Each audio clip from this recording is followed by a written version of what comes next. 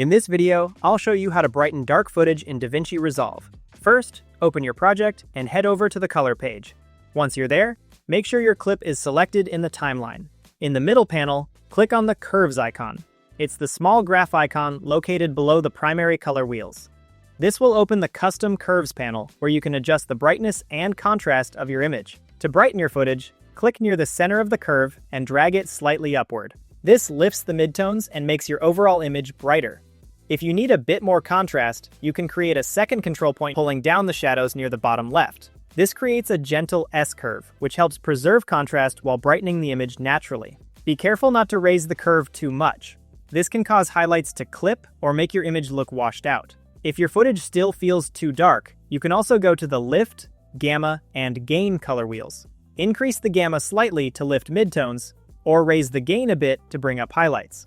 And that's it. You've successfully brightened your dark footage using curves in DaVinci Resolve.